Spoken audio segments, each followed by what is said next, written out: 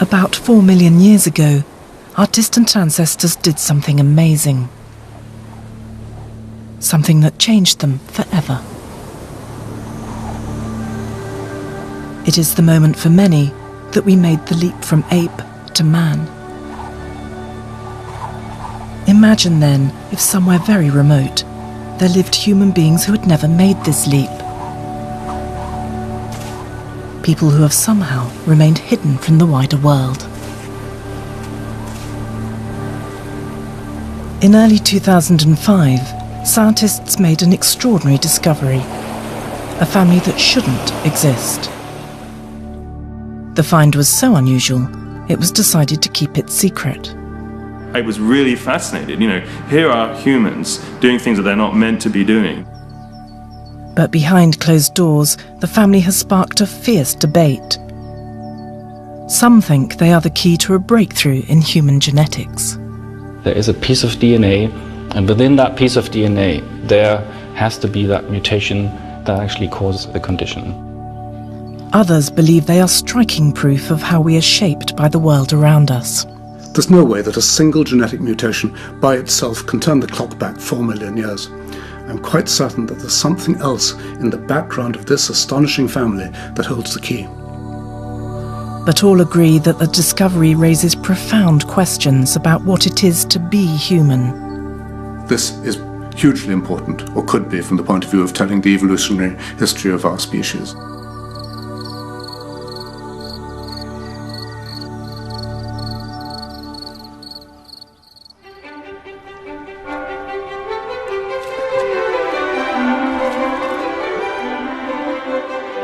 June 2005. Professor Nick Humphrey gets a phone call from a colleague.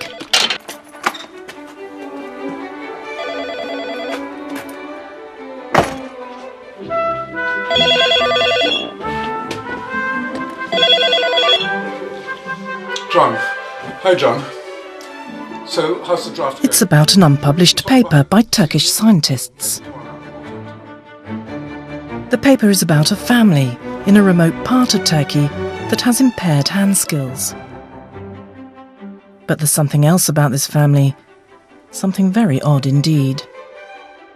This paper was about a family of quadrupeds, human beings who were walking like animals, and yet what the paper was ostensibly about was a rather trivial study in handedness, whether these kids were using their left hand or their right hand to do a pegboard task with.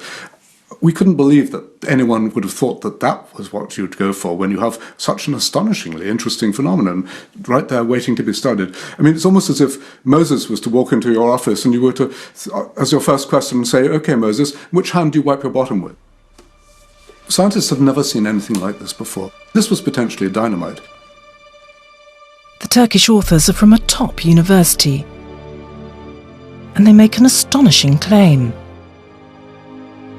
They think the children are genetic throwbacks. That right here, right now, in the 21st century, there exists a family who are like primitive humans. A kind of living, breathing missing link. It sounds far-fetched, but occasionally ancient genes do resurface, giving us a glimpse into our distant past. Excess hair and monkey-like tails are extremely rare, but extra nipples are very common. They're found along what's called the milk line that runs between armpit and groin, as it does in dogs. But this is the first time we've ever seen modern human beings reverting to what looks like an ancestral human gait. When something so extraordinary comes across your doorstep, you don't think, let's study it next month or next year. No, you want to go tomorrow. Okay, I'll give you a call tonight. It sounds like the anthropological find of the century. The kind of once-in-a-lifetime discovery that scientists dream of, irresistible to Nick and his colleague John Schoyles. But the big question is, are the Turkish scientists right? Nick flies to Turkey, where he meets one of the scientists who has studied the family, Professor Una Tan. Dr. John Schoyles from the London School of Economics also joins the team. All three are interested in the family because of the light they could shed on human evolution. But that's a view destined to cause offence in Turkey. It's an Islamic country, fundamentally anti-evolution. Charles Darwin's theory about the origin of man is taught in schools, but deep down the belief is that man is God's special creation, separate and distinct from four-legged beasts. No one would want our ancestors to have walked around on all fours. It's the symbolism of it all that's not really accepted. And when it comes to human evolution, it's not necessarily what happened that we accept, but almost we accept the stories that allow us to view ourselves in a positive light. Not just in Turkey, of course. But what if God just said, let it be? What if he created the world with apparent age by the word of his power and said, let there be an Adam and let there be an Eve? In America too, the battle over evolution still rages, as it has done ever since the Scopes trial of the 1930s put Darwin's theory on trial. Now, Howard, how does man come out of this slimy mess of bugs and serpents, according to your professor? Well, man are sort of evoluted from the old world monkeys. Did you hear that, my friend? Old world monkey. According to his case, you and I aren't even descended from good American monkeys. Today, evolution remains under attack. Whatever the scientific evidence, people choose to believe in a divine creator, that we descend from Adam and Eve, not King Kong. Grandpa, welcome to Hillsborough, sir. Have you come to testify for the prosecution or the defense? Creationists simply dismiss fossil evidence of early man, which even top paleoanthropologists admit can be hard to interpret. Truth is, you can't make massive decisions with these little bones, and you can't, from a little fragment, tell the whole behavior of the animal. But what if there was living proof of a four-footed human ancestor?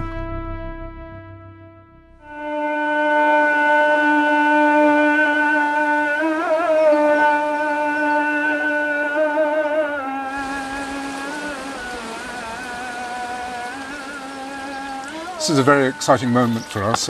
We're just entering this village in southern Turkey, near the border of Syria, where we've heard of this remarkable family, which we're told have got several children who walk on all fours, on their hands as well as their feet. And since they were children, they've never stood upright. We don't know quite what we're going to expect from whether we'll really see quadrupedal humans. I don't know. It's never been reported in the scientific literature.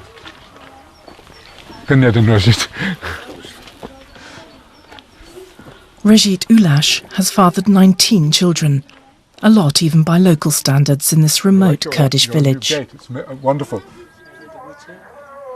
12 of them were born totally healthy, but 7 weren't, 6 of whom survive.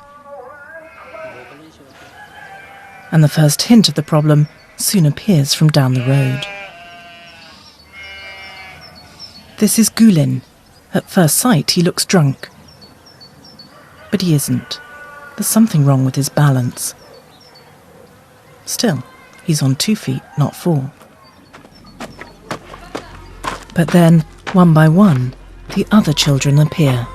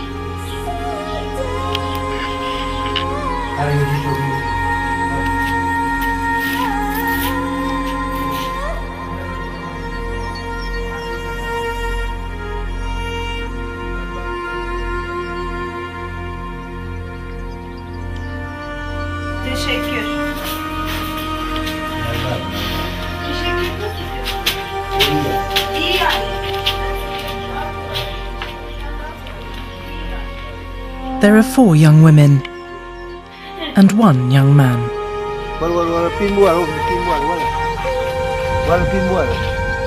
Hussein has walked like this for 28 years.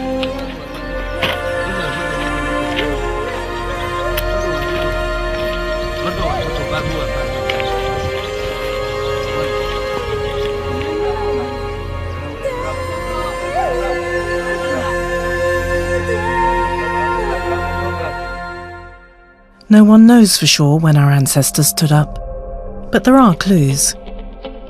One of the most haunting is this trail of human-looking footsteps, unearthed in Tanzania. Whoever made them walked on 2 feet, and they are more than 3 million years old.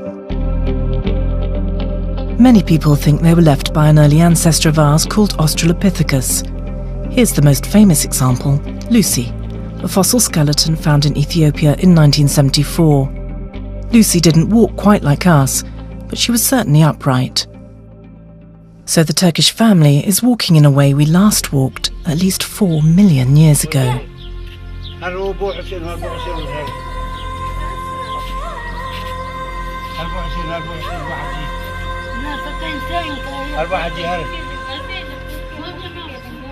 It is uncomfortable and moving to witness the extent of this family's problems.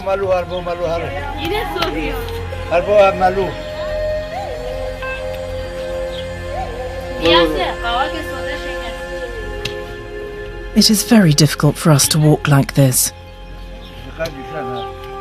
We may have done something like it as babies, but for human adults it feels very unnatural. And it's so tough that the US Marines use it as an endurance exercise.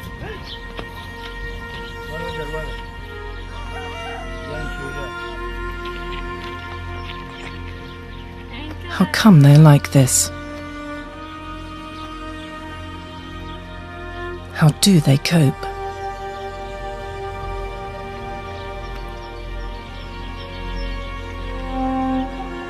And is there anything that could be done to help them? My heart goes out to them. It's an amazing thing to see these people. They're so familiar, they're human like ourselves, and yet in many ways they're walking in a way which no humans, no adult humans, have walked for 2-3 million years. What's behind it? We don't know. We're going to have to tease away, pick away at this to find out what underlies this extraordinary phenomenon.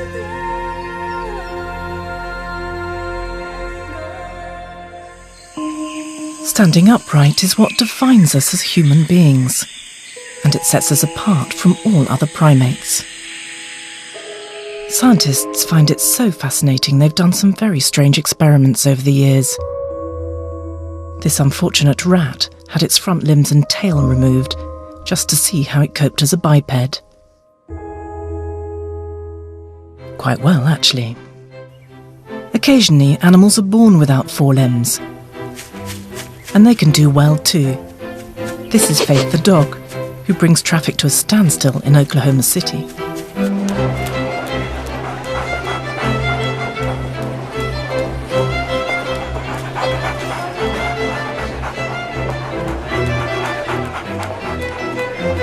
Our closest relative, the chimpanzee, is also an occasional biped, as are other apes.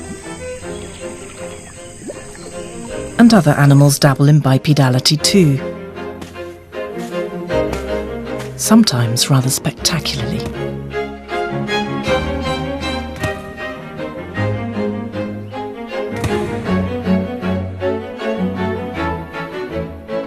But no one does it quite like we do.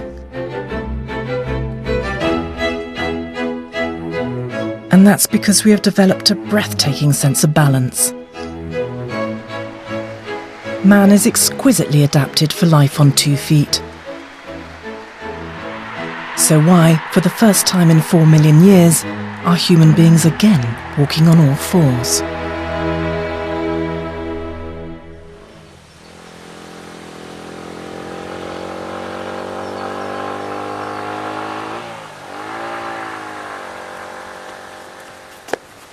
Hussein and his sisters do not move with the ease we do on 2. But Hussein is still able to travel for kilometres like this. The skin on the heels of his hands is as thickened as it is on the heels of his feet. Nick Humphrey invites Turkish psychologist Defne Aruoba to help him unravel the quadruped mystery. The first clue is that more than one child is affected, but not all of them. And the second is that the parents are very closely related. Bizim beyim, anamın dayının oğlu. He is her mother's brother's son. It looks like the problem could be a faulty gene, passed on by the parents to some of their children. So the condition is probably at least partly genetic. When you find a whole group of children within the same family showing the same problem, at once you think genes. But what exactly is that faulty gene doing? Has it really caused the family to devolve, as Turkish scientist Una Tan believes? Or could they just have some kind of brain damage? Okay, this is Senem. And how old is she? 24.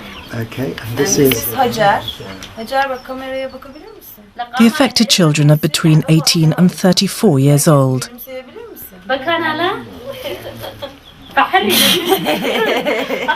They all still live at home, cared for by their siblings and by their parents, both now in their 60s. Her short name is Emosh. Emosh.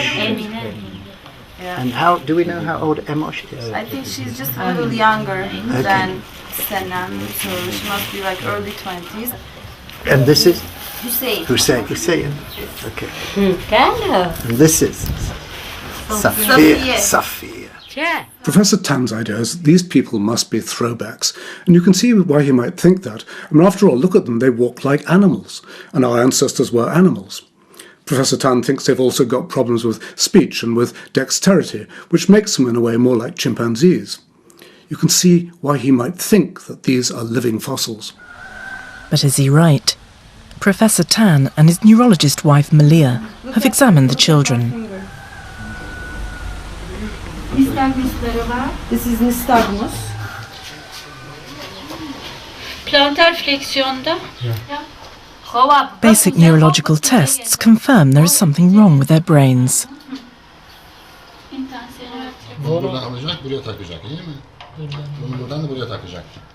Professor Tan, meanwhile, has checked their ability to do simple tasks.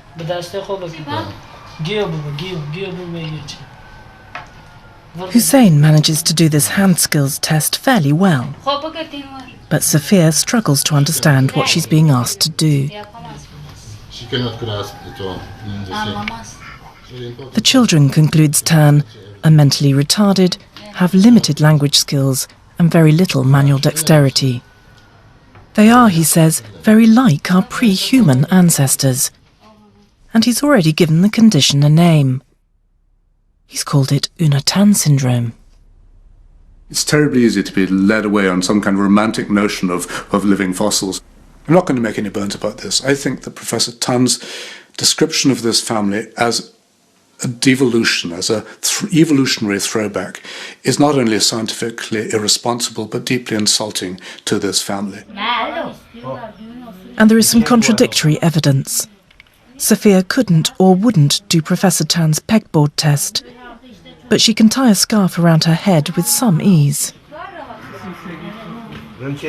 There isn't much wrong with Senem's hand skills either.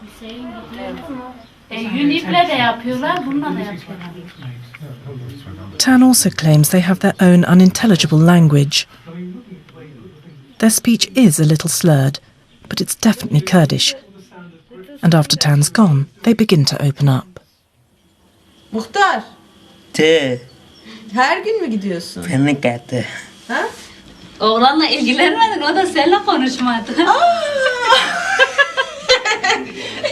Okay. She said it's not that interesting. She said this is the first time you're giving him attention. That's why this is the first time he's speaking with you.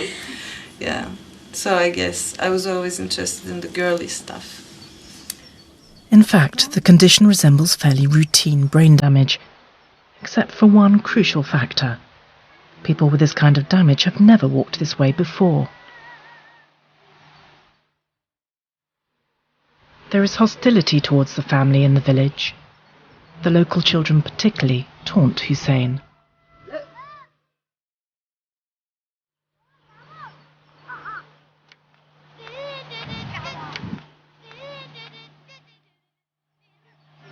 A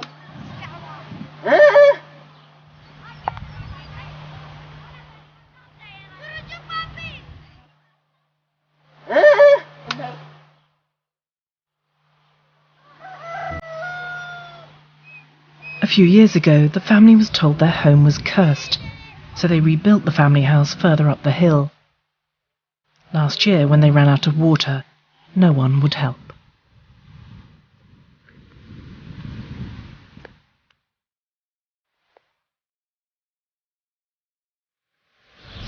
He's very worried. What would they do when they die?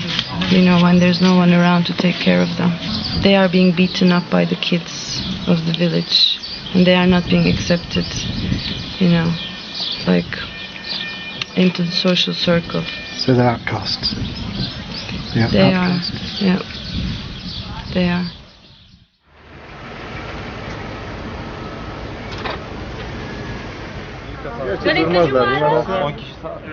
The way the affected siblings move suggests that something has interfered with the way their brains have developed. The Turkish and English scientists take the family to a local private hospital to have a look inside their heads.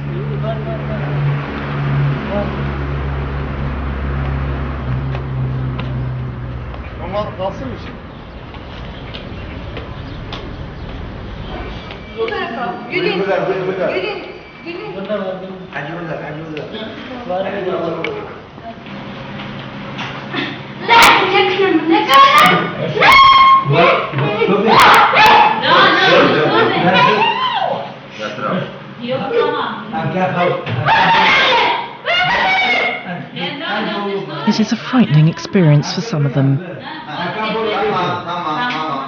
But such cutting-edge examinations will mean the experts can pin down why they've been born this way. And perhaps offer them some practical ways in which to cope with the condition.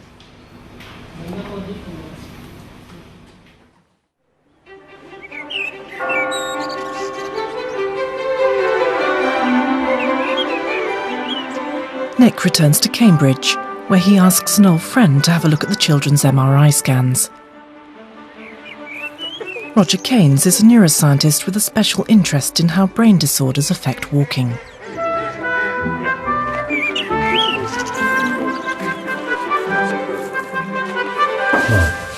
Well, this is Hussein's brain. Okay, so we're looking at the brain sideways on, starting up here. The head looking forward this way, you can see the eye socket, the nose there. And as you come across to the other side, just going straight through a series of sections of the brain to the other side. You can see the brain stem, this stalk of the main brain here, and at the back of the brain stem is this piece of brain called the cerebellum, the little brain. There is something very striking which hits you immediately you see it. It's very clear that in the middle of the cerebellum here, what's called the vermis, it's shrunk. Hussein has marked brain damage. Supposing we were to look at a normal brain, can we see one? Have you got one here to compare? Yes, I've got one right here. And it's on a bigger scale, but it, I think, makes the main point that here, in the midline of the brain, you can see the cerebellum normally sized. No loss of tissue at all. Right, this is Hesa, and same view, same problem. You can see it very clearly. Do we have Safia's brain here too? Yeah, that's this one here. Same again. Absolutely. Very striking. The cerebellum is a pretty ancient part of the brain. Fishes have a cerebellum. It helps them balance and stops them flopping over to one side when they're moving along. And we have a bigger cerebellum in conjunction with our brain expansion, the forebrain expansion. But it has essentially the same kind of function. It helps us balance and walk upright and walk steadily, and also coordinates our movements normally. What would you expect to find as a result of this cerebellar damage? I'd expect them to have their feet quite wide apart as they tried to walk, and then to stagger in either direction as they actually walk. Exactly, in fact, as Gulin does. Hatcher, too, mostly walks upright in the same way. But what what about the others who can only walk on all fours?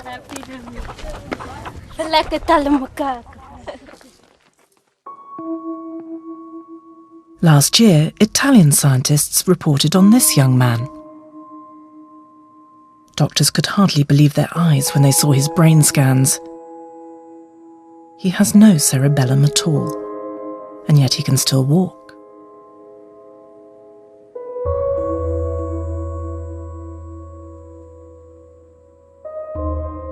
So the damage to the cerebellum is not likely to explain why these children never got up onto their back legs and walked like. No, I don't think it is on the face of it. Yeah. And certainly doesn't explain why they're quadrupedal. I mean, has that ever been seen before? Not to my knowledge, no. Okay, so this is a normal human brain, and here is the cerebellum, one hemisphere on one side, one hemisphere on the other side. Cerebellum is a very complicated piece of brain. There are lots of genes that build it, and we're only scratching at the surface at the moment. But some of these genes that build the cerebellum are known now. And this gene, as it undoubtedly is, this abnormal gene in this family, I think will be identified sooner or later, and no doubt it will turn out to be a piece in the story of how the cerebellum is built. Whether it's more than that, whether it's a gene that helps you stand up, I think is likely to be a gross oversimplification. Can't it be an easy thing to adapt an ape-like skeleton to cope with whatever's required to become bipedal? Looking at this human skeleton, can you show us what had to happen? Yes, I mean the most obvious thing was the relative change in the length of the legs compared with the arms. To get the full human stride going, the legs clearly become long. And they also the question we've had in mind all along is what else is odd beside the cerebellar damage? I mean, something else has contributed to it. Other children with cerebellar damage don't end up walking on four legs. So the children have damage to a part of the brain involved in balance. But no one else with that kind of brain damage has ever walked on all fours.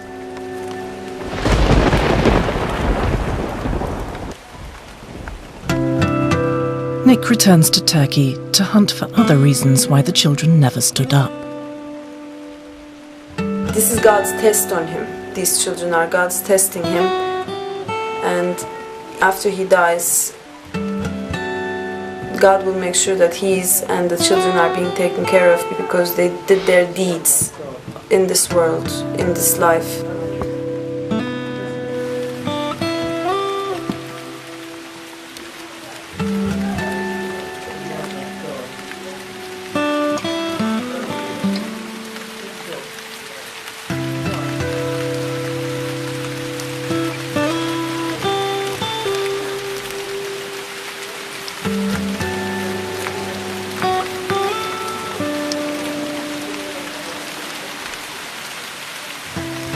It is still a simple way of life here, driven by the seasons, poverty, and a Muslim faith which teaches acceptance.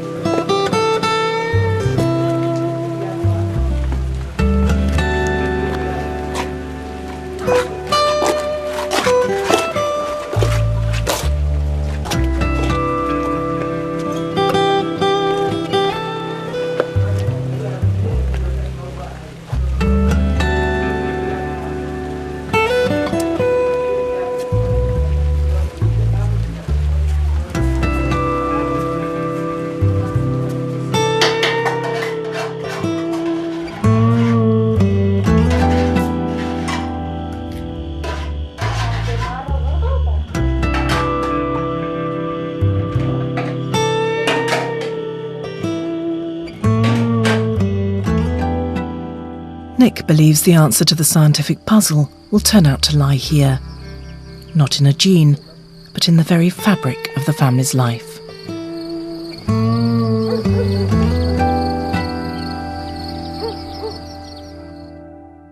But 3,000 miles and a world away in Berlin, German geneticists are working on the family's DNA. And Professor Stefan Mundlos thinks the answer lies here, in these test tubes containing the family's blood.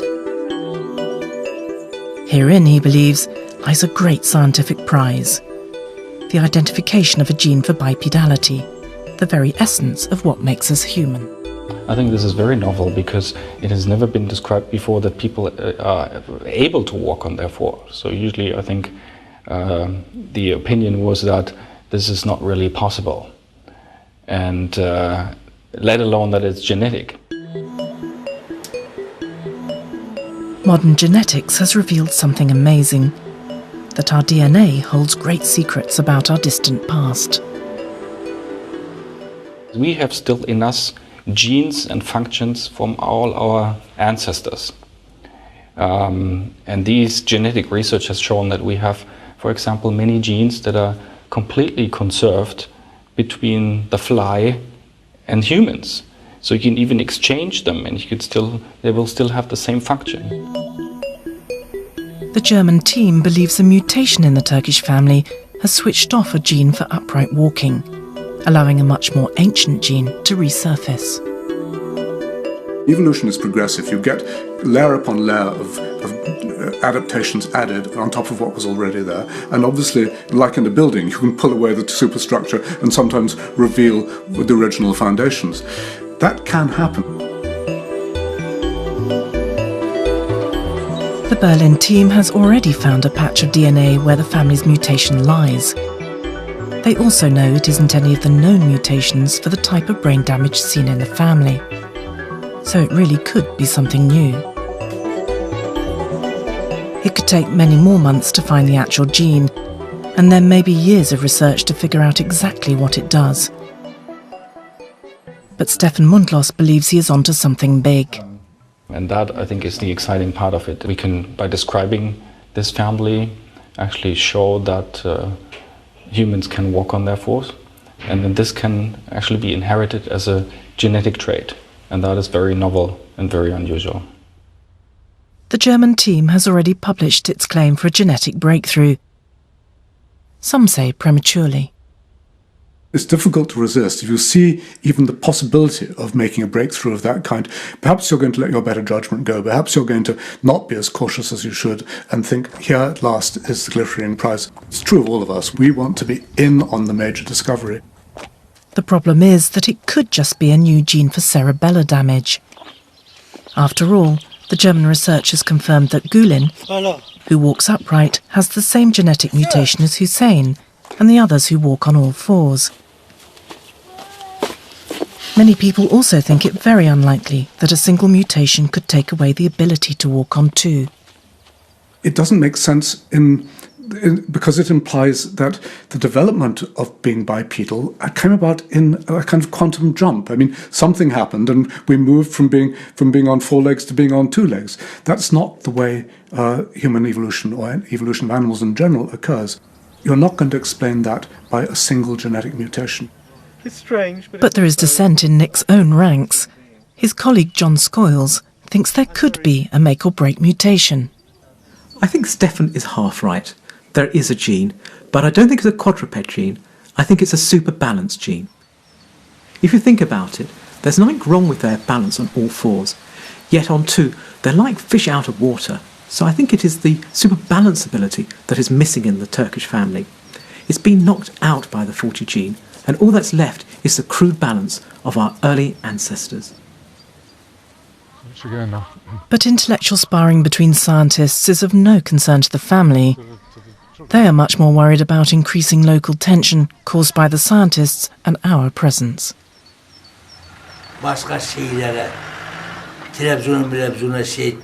Trabzon mu?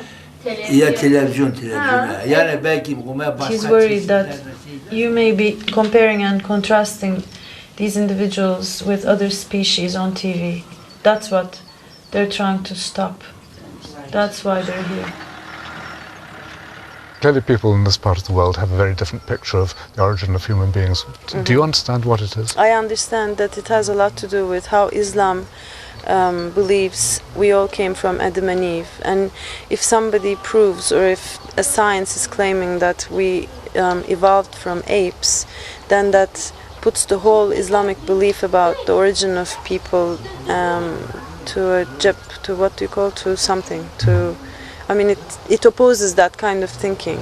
So that's why people are very sensitive in Turkey because of Islam, because of the Muslim belief. The military police arrive and threaten to use force if we don't leave immediately.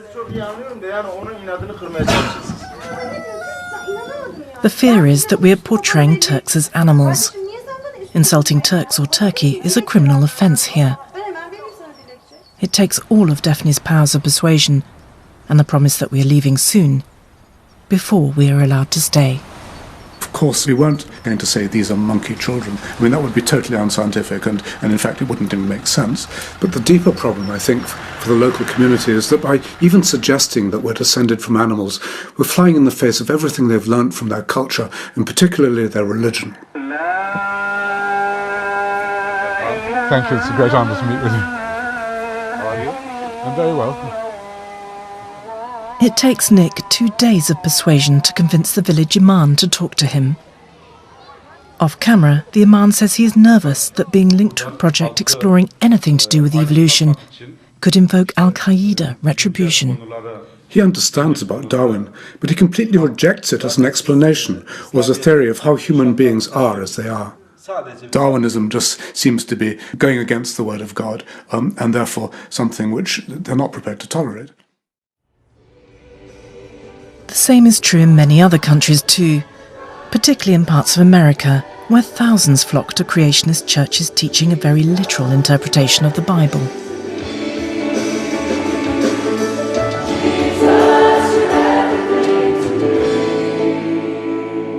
But what if God just said, let it be? What if he created the world with a parent age by the word of his power and said, let there be an Adam? And let there be an Eve. And Adam looked at Eve and said, wow. That's Hebrew meaning, you're nice. I believe the scriptures to be true. The Creator God, the Lord Jesus Christ, I'm always going to come back to him. If he said it, I believe it. Now, I recollect a story about Joshua making the sun stand still. The sun stopped. Good. Now, if what you say actually happened, if Joshua stopped the sun in the sky, the earth stopped spinning in its axis. Continents toppled over one another, mountains flew into space, and the earth, shriveled to a cinder, crashed into the sun. So Joshua stopped the sun? Indeed. Jesus walked on water. Jesus raised the dead. Yes, we would take that as fact. Even though it seems to defy all natural laws. Indeed. Again, you didn't want a God you could explain, did you? You didn't want a God where you could show a video of how he was born and you could say he's 5'11" and wait, no. The surroundings are modern, the delivery slick. But the views here are as fundamentalist as those in the quadruped's village. Indeed, in many parts of the world, Darwin and the theory of evolution are as rejected as they are in Turkey. But cosmopolitan New York is home to some of the world's leading evolution experts. And Nick is keen to see what they make of our film of the Turkish family.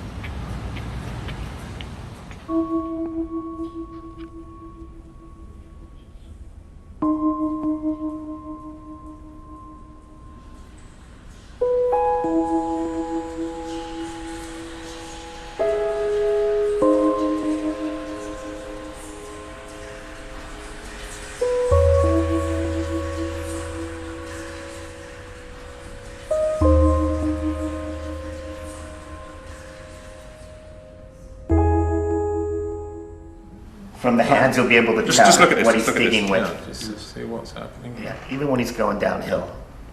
At the At wrist, the he's palm, using it looks like they're striking here. Yeah. palm of the hand. But See it? they're going through a push-off, aren't they? Yeah, they are pushing off with the fingers. I mean, I think you can happily call that palmar grade. Well, I think so. Yeah, it is palmar grade. I was really fascinated. You know, here are humans doing things that they're not meant to be doing. You know, when I teach my students and talk about it, bipedalism is seen as one of the fundamental.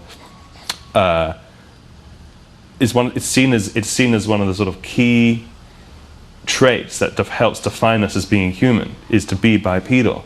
And we see bipedalism, we believe, relatively early in the fossil record, before the enlargement of brains, before the evolution of tool use, and certainly way before the evolution of language.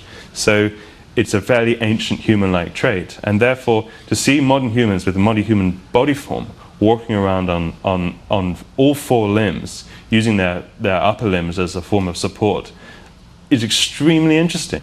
There. Yeah, no, she's in that position, but it might be that she's just lifting. You can't tell till you see I agree. Oh, I don't think so. You're gonna have to rewrite all those books. Well, that's debatable, but... No, I don't think so. There was always the question of whether our ancestors came down from the trees as bipeds and walked on the land already fully pre-adapted to bipedality, or if they actually underwent a quadrupedal stage in between, where they actually walked on all fours. And while a congenital anomaly can in no way show that this is the case, it nevertheless emphasizes that given the structure that we have, it's a real possibility. I never expected to see this. I'm amazed at the ease with which some of these individuals are moving. Particularly the guy it seems to be moving quite fluidly and with quite a lot of ease, very different to a gait of a biped. But paleoanthropologists famously disagree, and it soon descends into a squabble over how to interpret fossil evidence. I'd be really interested to Lucy look doesn't have a bicondylar. Well, Lucy actually, but the species that Lucy is represented by, for instance, does, Esteban. Right. If you can tell a species from two distal femora, if they're the same species, then you're a magician. You're not a paleoanthropologist. All right. Because you can't tell with two fragments 600,000 years apart if they belong to the same species. Sorry. All right, Esteban. Well, that is a conversation for another program. Most people, Esteban, agree with that. Time out. The bicondylar angle is also associated to climbing, and that's why Aureopithecus has one. Because that's all we have in the fossil record. All we have at this early stage are the bones. We have nothing else. In one case, we have some footprints, but that's it. So therefore, that would be really useful, and that's what sort of turned me on. That's what got me interested in this. And the other factor is just the wow factor. This is an incredibly unusual form of moving. He's the quadruped. There's no doubt. There's a quadruped, and there's no. It's not the Angolian. Look at the size of this. I think the most important thing is any potential relationship between the way that they're moving and any anatomical features to help us tease out what features are important and what features aren't important in the fossil record. But it does seem a little more robust on the distal surface. Look at the width of this. See, compare the width of that. I don't care how you orient it. Look at the width of that. This is enormous. You'd be fighting for their skeletons. In an ideal world on paper, yes, I'd love to see those skeletons. It'd be really interesting, but that's just not okay ethically.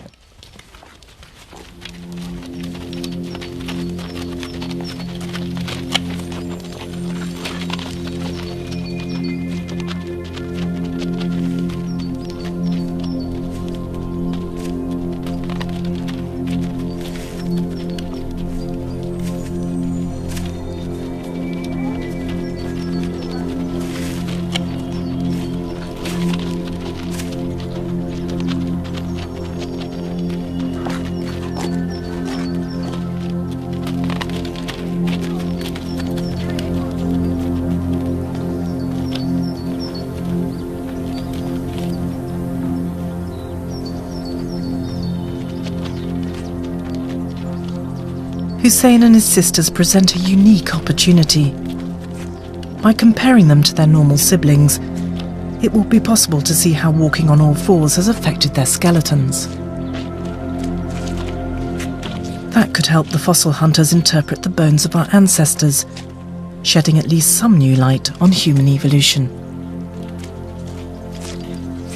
I know the media likes to play up that every new fossil changes the way things were before, but it's not like that at all. In fact, whenever you do work with evolution, it's little pieces, many little stories. I mean, if you were to read Darwin, it's many little stories that he uses to weave that.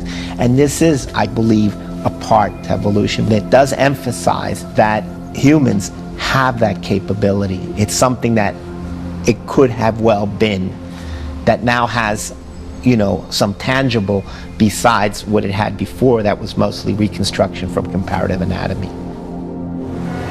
And there's a team in England who can strip flesh from bones without hurting a hair on anyone's head. At Liverpool University, they've discovered something intriguing. Hussein tends to walk like most apes and monkeys, and it isn't a very good gait for moving across the ground. It's much better suited to balancing on branches. And that might mean it is still hardwired in us from our tree-dwelling ancestors. There's something else too. Hussein has an unusually long upper arm, and he is able to extend his legs in a way that makes it easier for him to walk this way than it would be for most of us. And see his mother, Hatice, in the background here. As she stands up, she is poised momentarily exactly like her quadrupedal children.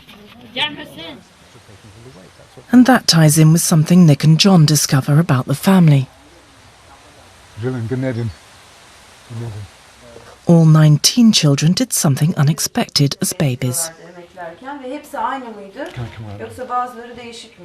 When they were little, they crawled as usual on hands and knees.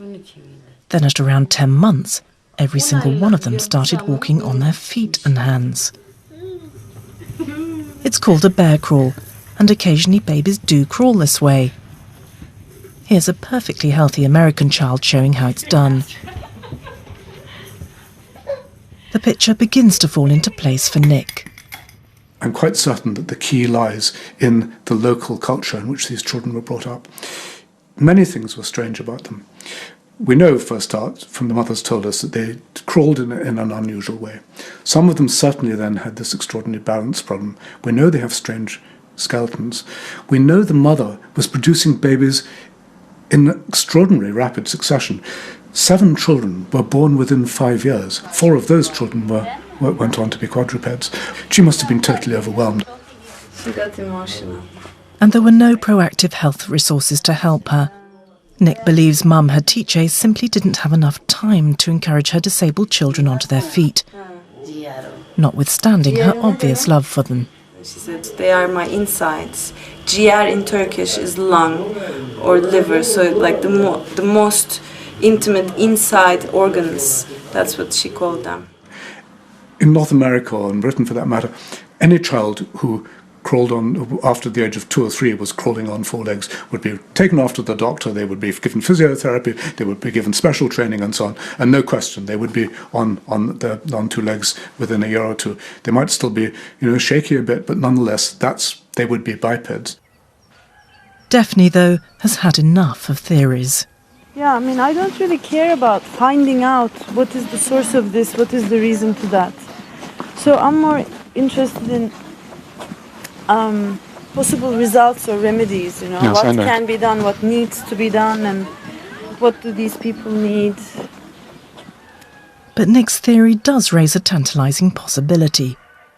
If expectations in their environment have helped make the family, could they help unmake them too? The team calls in a local physiotherapist, Dr. Ali, to examine the children. Hacer. Ver, elini ver. Elini bırak. Ama burada bak takılıyor. Tık tık yapıyor. Evet takılıyor. Kalçada mı? Evet dizde.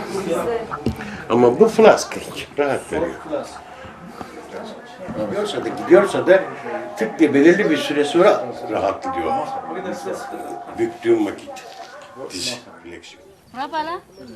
Dr. Ali doesn't hold out much hope that Hussein, who also suffers from epilepsy, will ever walk unaided. He thinks it is too late for him. But he believes that with help, the younger girls could learn to walk. Dr. Ali has brought with him a simple $30 walking frame. Gel bakalım. Astonishingly, no one has ever thought to give them one before. Evet. Tamam bak tuttun. Siyah yerlerden tut. And it proves to be a revelation. Yavaş yavaş. Yavaş. Yavaş ha. İleriye doğru. İleri bak. Hafif. Tamam. Ablana doğru. Tamam git bak. ablana doğru git bak ablana doğru. Başını kaldır. Baş. He.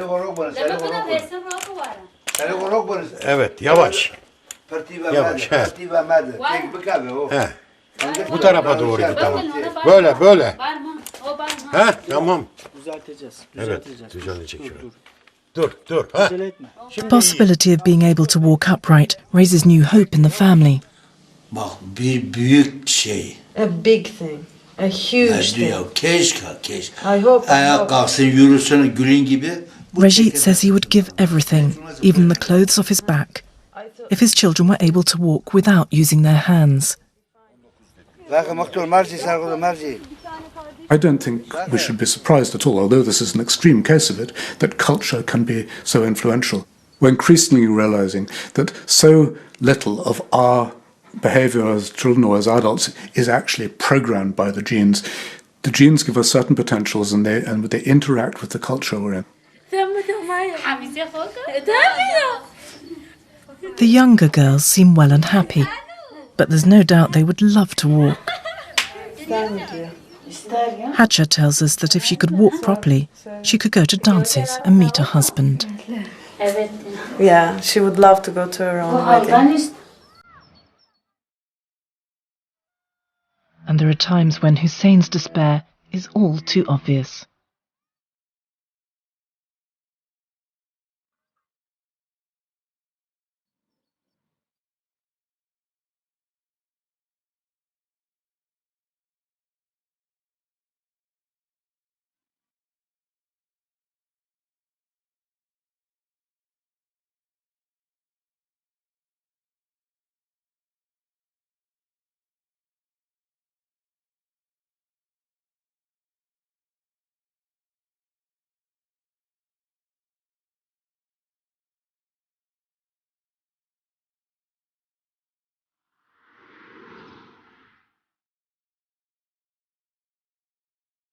Hussein's frustration at his situation often spills over into anger.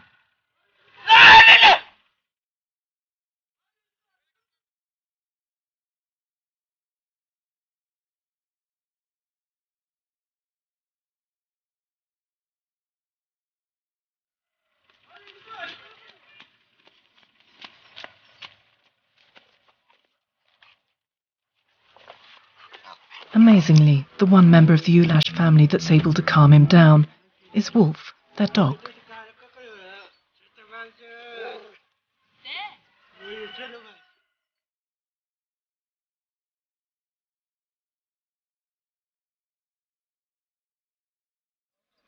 And Sophia, the eldest, often so determined of mind, is fragile in body.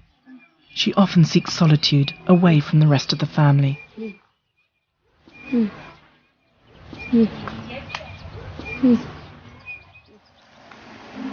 It is almost time for us to go. We ask the family if they'd like to go to the beach for the day. It is only an hour away, but none of the family has ever seen the sea before.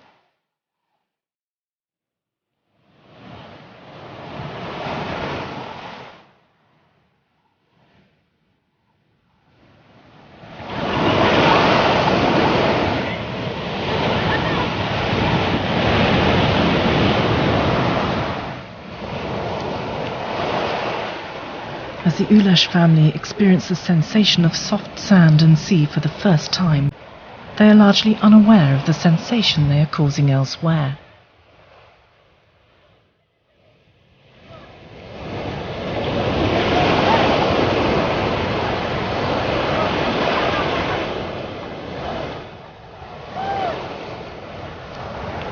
We have explained that this film will put them in the world's spotlight, perhaps not always for the best.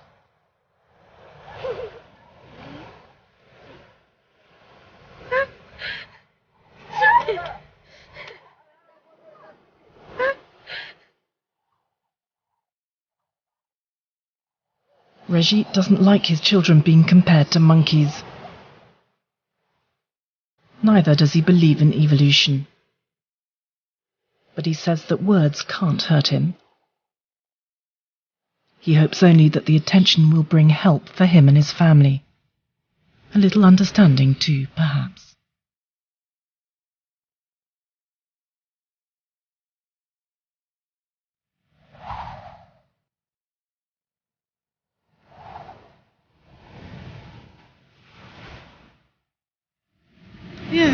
İşte güzel, biz görmemişik. Çok güzel. It's beautiful, she says. I didn't know Allah had created such beauty.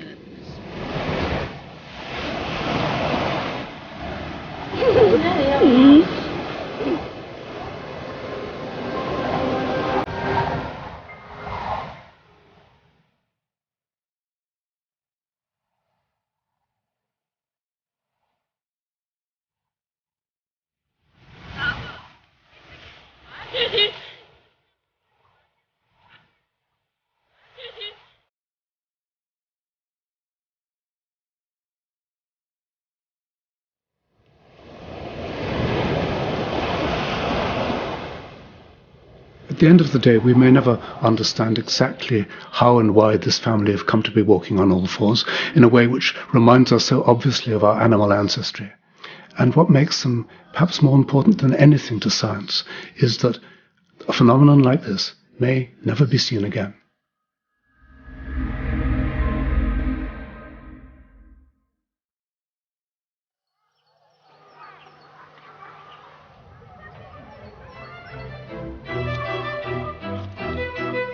Before they left, Nick and the team organised for some parallel bars to be erected near the house. The family has exercised on them almost every day.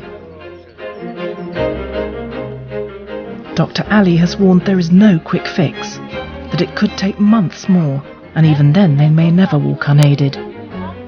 But it has given the family hope. Imosh has lost pounds and loves showing off her new balance skills. But there is no sign of Hussein. Dr. Ali didn't think he would ever walk upright. And at first we think maybe he doesn't bother. But then...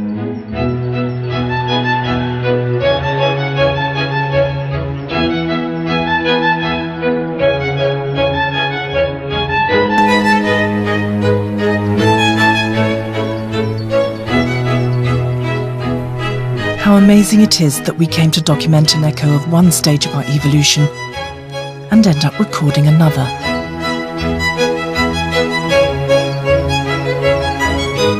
The extraordinary moment, lost in time, when our ancestor stood up and became a man.